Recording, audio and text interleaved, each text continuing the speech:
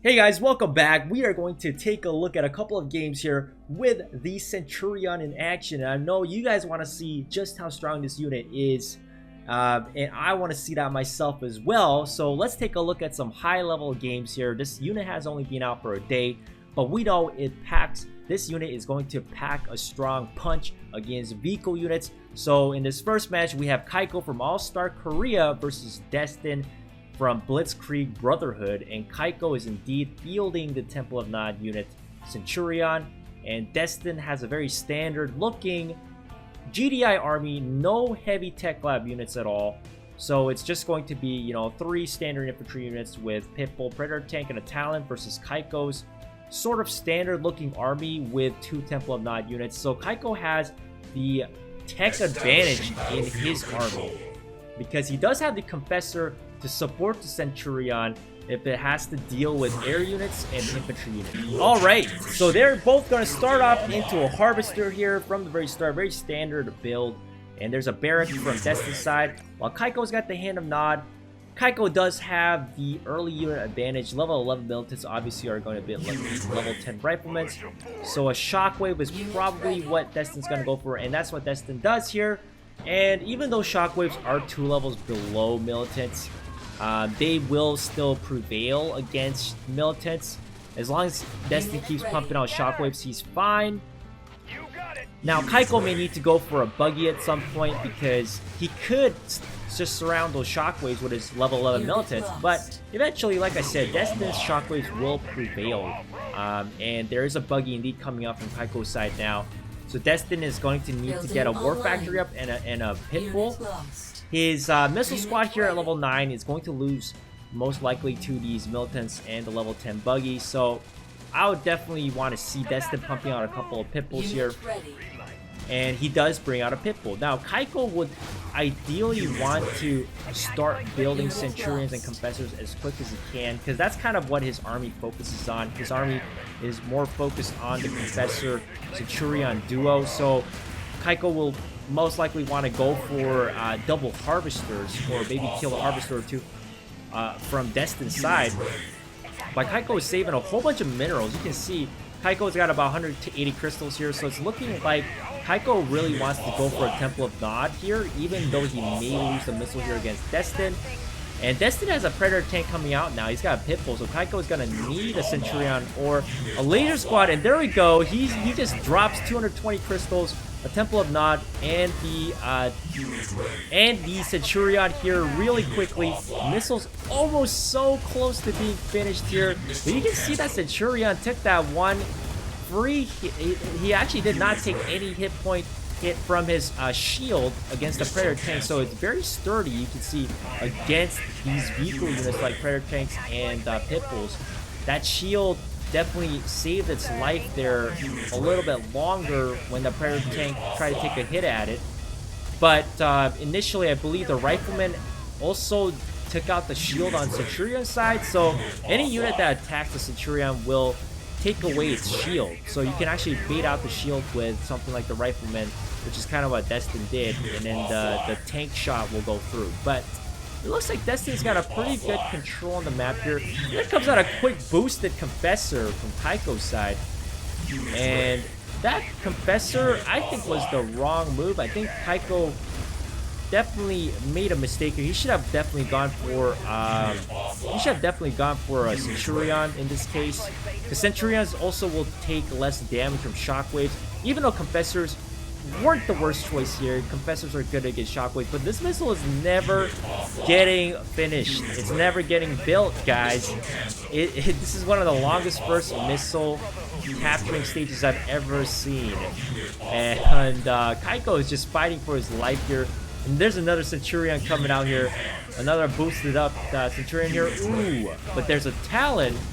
The Talon took out the shield first before the Predator Tank fired, so the Predator Tank did a whole bunch of damage. So you can actually bait out the Centurion shield by using something like a Talon or a Rifleman to attack it first. And then you can use your Predator Tank or other anti-vehicle weapon unit to fire against the Centurion. But Kaiko eventually prevails here, and he does get the first missile. But I can definitely see the Centurion being strong. You know, at level 8, And it is a Temple of Nod unit, so it should be stronger than a Predator tank. But remember, Predator tanks are very high in health. They do have quite a bit of damage for a War Factory unit. And, you know, the Centurion being 2 levels lower than a Predator tank, it's still holding up pretty well against it. So I have to say, I do really like the Centurion unit. And because it has that extra shield, it does survive a bit longer. Even though the shield can get baited out by using something like shockwaves or talons to fire on it, and then you know, using the Predator tank to kill it. But you can see right now, Kaiko's just going for a whole bunch of attack spikes because he's gonna go for another Centurion here as well to deal with the Predator tanks. But you know, he's got to deal with those talons. I don't think talons are such a big problem to the Centurions, just because of course talons don't do a lot of damage to vehicles. And Destin's actually doing a very good job at baiting out the shield of these Centurions. But that shield actually regenerates rather quickly, rather faster than I thought. It looks like it's coming up every couple seconds, or every 1 to 2 seconds even. It looks like Destin will actually get the second missile here, so Destin is doing a pretty good job at dealing with Kaiko Centurions. The Centurions seem like a very tough unit to beat, but I feel like maybe, you know, it's not as tough as I initially thought it would have been. But seeing that it could actually handle, like, at least in that clip we saw when before the Centurion got released, it was fighting that Titan, and it killed the Titan by itself. So, you know, I thought the Centurion might be able to hold against these tanks a little bit longer. Because if you can't hold against the Titan, you know, that's a big deal. A Titan is one of the most sturdiest vehicle units in the game, you know. So, anyways, it looks like that one Centurion is going to get surrounded here with a couple Predator tanks here and a Talon. And Kaiko is just starting to spam Centurions here. Game looks slightly more interesting here. Missile's almost done for Destin's side. But that one Centurion will not die, guys. And this Confessor Centurion combo eventually just overcame Destin's Talon and Predator tank combo. Wow, this was a really long game, guys. This was a 6-minute game. Man, these two players played really well, but eventually that late game combo, the Centurion taking a whole bunch of hits from those Predator tanks and other units and just surviving because its shield regenerates every couple seconds, you know, 1 to 3 seconds, and boom, it's up. And I think that's what makes this unit so good. Alright guys, this will be the second game we'll take a look at. It's Slave versus Terrence. And they have both the same commanders. Slave has a Militant, a Laser Squad, a Banshee, the Centurion, Artillery, and Widowmaker's 3 Temple of Nod units. And he even brought the Artillery, so maybe we'll get to see some new Artillery action as well, because that unit got a slight buff. While Terrence has, once again, a very standard looking GDI army. But he's got the jump jets, no missile squads, no shockwaves. He's still got the Pitbulls, rifles, the Predator tank, Talon, just like the last player, and he's got an Orca bomber. So it's once again another standard sort of looking GDI army versus a very heavy Temple of Nod army. And you can see when it comes to levels, Terrence sort of has the level advantage here. But let's take a look at how this game will go. Slave is the better player just because he is ranked 83, it says here, at the current moment. And while Terrence is a Masters 1 player. But let's see what they start off with. Terrence goes off right into a Harvester. So does Slave. Slave starts off into a Harvester here. And it's going to be the exact same map as well. So let's see if this is going to be one of those prolonged games. Slave goes for a double Harvester. Sneaky. Terrence is going to see this with his Rifleman. And what does Terrence have to counter this? He's got a jump jet squad. And that is exactly what he's going to do. He's going to build a jump jet squad right away. And there is a Militant coming out from Slave side. Now, because Terrence had the Rifleman squad there early and up, they're both at the same level. Slave is going to lose this fight as he had to walk his Militant first to the Rifleman. And right now, Slave is getting denied on his double Harvester farming. That one Harvester is going to go down. And this second Harvester looks like it's going to end up dying as well. There's a Talon already coming out from Terrence's side. And Slave is getting absolutely wrecked right now.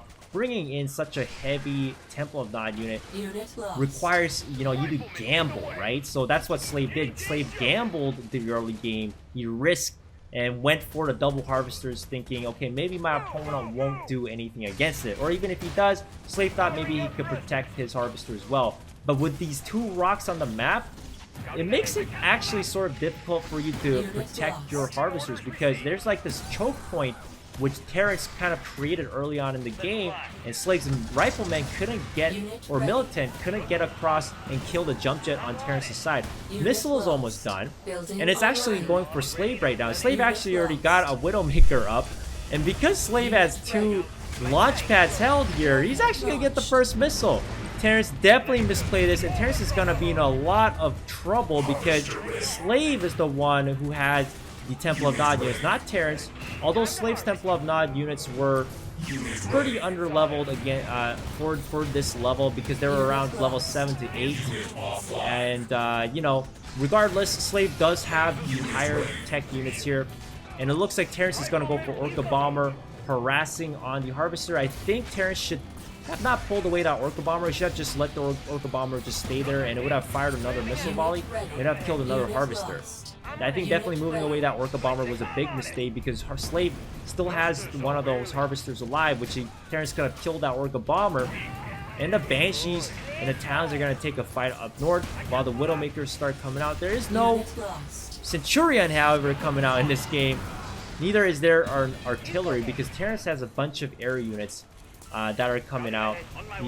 He was fielding some ground units earlier in the game, but Slave is not really seeing that chance to bring in the artillery or the Centurion. Oh my goodness, why did he move that Banshee? He shouldn't have moved that Banshee off that launch pad, because now Terrence is going to get that missile. I think Slave definitely made a mistake here, and Slave went for the artillery, and the artillery just detonates that Predator tank. And wow, because its movement speed went from slow to average, you can see that artillery actually is moving pretty fast now. And it looks like it does quite a bit of damage. The setup time doesn't look like it's going to take too long now. And those Banshees are just going ham against these Talons. So it's a big air battle that's happening right now, guys. And I'm just going to take off all the fog of war. But the artillery seems very powerful. It just killed a couple tanks, quite a few riflemen, and it's doing a lot of work. It's definitely, I think the artillery buff definitely made the artillery more useful now, and it looks like the artillery speed movement buff and the deployment buff is actually helping this unit fire a bit quicker as well.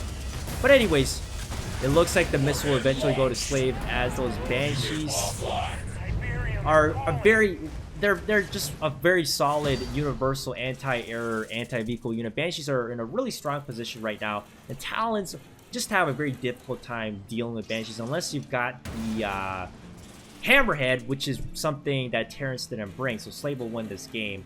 That was a lot of air unit battle here. Unfortunately, we didn't get to see any Centurions, but we did get to see the artillery in action, which was great to see, because now we also know the artillery seems like it's like a pretty good unit as well. But anyways, I'm going to end the video here, guys. Let me know what you guys think about the new Centurion and the artillery. They, I think, are very good units right now from what I can see from these 2 games at least. But anyways, I'll see you guys next time, and I hope you guys enjoyed this video.